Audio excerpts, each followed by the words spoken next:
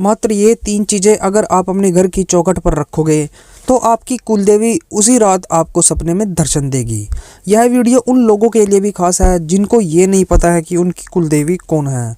उनके लिए भी यह वीडियो खास होने वाली है, क्योंकि जो मैं 3 चीज़ें चौखट पर रखने के लिए बता रहा हूँ, उन 3 चीज़ों से आपकी कुलदेवी प्रसन्न तो होती है। और जिनको ये नहीं पता है कि कुलदेवी कौन है, तो रात को सपने में आकर खुद कुलदेवी उनको बताएगी कि उनकी कुलदेवी कौन है। तो जानने के लिए इस वीडियो को आप लास्ट तक ज़रूर देखें, और वीडियो अच्छी लगी तो चैनल को भी सब्सक्राइब ज़रूर करिएगा। सबसे पहले जानिए कि कुलदेवी कौन होती है। जैसे कि इसके नाम से ही पता चलता है, कुल देवी यानी हमारे कुल को चलाने वाली जो देवी होती है उसको कुलदेवी कहा जाता है।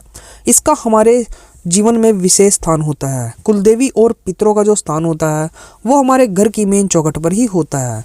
पितरों का स्थान हमारे घर की छत पर भी होता है।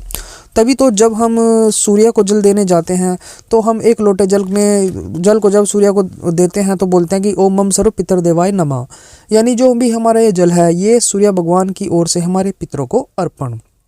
तो हमारे पितरों का स्थान हमारी घर की छत पर होता है, और ऐसे ही हमारे पितरों का स्थान हमारे घर की मेन दरवाज़ा जो चौखट होती है वहाँ भी होता है, और कुल देवी का स्थान भी वहीं होता है। जैसे हम कहीं रात को बाहर से आ रहे हैं, या हम मिठाई लेके आ रहे हैं, या हम कोई ऐसी चीज़ लेके आ रहे हैं जिसके साथ कोई ऊपरी शक्ति आ जाती है, किसी शमशान के पास से अगर हम गुजर रहे हैं तो वहाँ से कई ऐसी शक्ति होती है जो हमारे साथ हो लेती हैं। तो जब आप अपने घर की मेन चौखट के पास पहुँचते हो और अगर ये बोल देते हो कि मेरे साथ जो भी शक्ति आ रही है वो यहीं से वापस उलट जाए, वो अंदर ना जाए, तो वो शक्तियाँ वहीं से वापस लौट जाती हैं। तो यही सब होता है। वहाँ पर हमारी कुलदेवी भी होती है और पितर भी होते हैं, वो उस शक्ति को अंदर नहीं आने देते। तो आपने ये तो ज़रूर बोलना है। दूसरा, अब रही कुलदेवी की बात कि हमारे घर की कुलदेवी कौन है, हमें पता ही नहीं है, या फिर आपको पता है तो वो कौन सी 3 चीज़ें हैं जो आपको घर के बाहर रखनी है, तो मैं बता देता हूँ। इसके लिए जो आपको 3 चीज़ें चाहिए होंगी वो है थोड़े से चावल, और जो टूटे हुए ना हो, बिल्कुल भी टूटे हुए नहीं होने चाहिए, थोड़ा सा घी और एक रोली, एक साथ में दीवा चाहिए होएगा। ये 3 चीज़ें आपको चाहिए।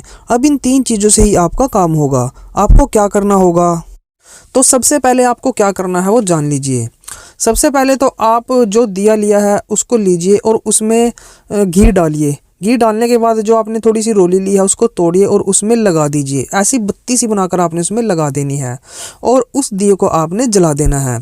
अपने घर की जो मेन चौखट होती है उसके बाहर जलाना है। अब मेन चौखट की मैं बात करूँ तो जैसे आपके घर में 3 कमरे हैं तो तीनों की चौखटें यानी कि दरवाजे अलग अलग होंगे, लेकिन जो उन 3 कमरों में जाने के लिए दरवाज़ा है वो भी एक होता है, उसे मेन चौखट बोलते हैं। उस मेन चौखट के बाहर आपने इस दीपक को जलाना है। तो उस मेन चौखट के दीपक जला दीजिए, और जब दीपक जलाओगे तो तब आपको प्रार्थना करनी है। एक बात का ध्यान रहे, ये दीपक आपको शाम को जलाना है जब सूरज छिपने वाला हो, और जब आप दीपक जला दो तो आपने इससे प्रार्थना करनी है कि हे मेरे घर की कुलदेवी, अगर मुझसे कोई भूल हो गई हो, कोई गलती हो गई हो तो मुझे क्षमा कीजिए।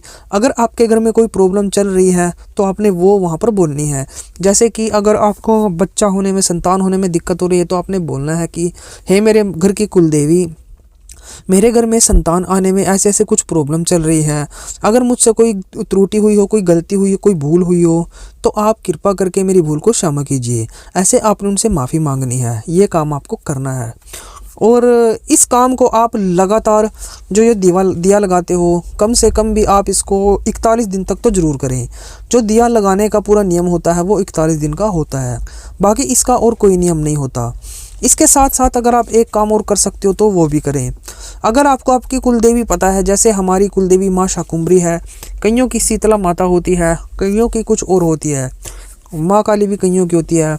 तो अगर आपको पता है कि आपकी कुलदेवी का जो मंदिर है वो फलानी जगह पर है, आपको जैसे जगह का नाम पता है, तो आप एक दिन, जब उनका दिन होता है, जैसे माता काली का दिन मंगलवार का होता है तो माता शीतला का जो दिन होता है वो बुधवार का होता है। अगर आपको पता है कि यहाँ पर मेरी कुलदेवी है तो आप अपनी कुलदेवी के दिन, जिस दिन उनका दिन होता है, सुबह 5 बजे उठकर हलवा बनवा लीजिए या कुछ भी ऐसी चीज़ बना लीजिए भोग प्रसाद के लिए, और वो प्रसाद लेके आप उनके मंदिर में जाएं। मंदिर में जाकर वहाँ पर प्रार्थना करें। ध्यान रहे आपने घर का बना हुआ प्रसाद ही लेके जाना है, वैसा प्रसाद आपको लेके नहीं जाना है। और वहाँ पर जाके भी आप अर्जी लगा सकते हो, प्रार्थना कर सकते हो। आप ये भी ज़रूर करें। वैसे तो अगर मैं आपको बताऊं तो कुल देवी के स्थान पर, तो जहाँ पर आपकी कुल देवी होती है, तो वहाँ पर तो 6 महीने में एक बार तो जाना ही जाना चाहिए। ये काफ़ी अच्छा होता है, क्योंकि कुल देवी जिनका नाम ही कुल देवी है, तो आप समझ लेंगे कि वो कुल को चलाने वाली है। अगर उनकी तरफ से दिक्कत आएगी तो कुल नहीं चलेगा। इस बात का आपको ध्यान रखना है। थोड़ा सा ध्यान इसमें पितरों का भी रखा जाता है, क्योंकि हमारी कुलदेवी और पितरों का स्थान एक ही जगह पर होता है। दोनों एक दूसरे के आसपास ही रहते हैं। जैसे घर की मेन चौखट होगी तो एक साइड आपके पितर होंगे, एक साइड आपकी कुलदेवी होगी।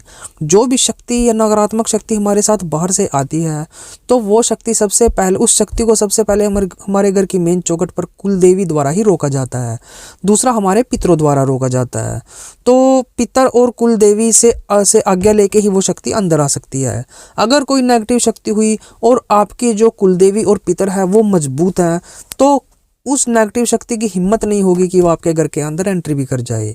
लेकिन अगर आप अपने घर की कुलदेवी को ही नहीं पूजते, पितरों को भी नहीं भोग प्रसाद देते, तो फिर वो ऑटोमेटिक आपसे गुस्सा होंगे। तो वो किसी शक्ति को नहीं रोकेंगे, वो जो भी आ रहा है उसको आने देंगे और उससे आपके घर का नाश होता चला जाएगा।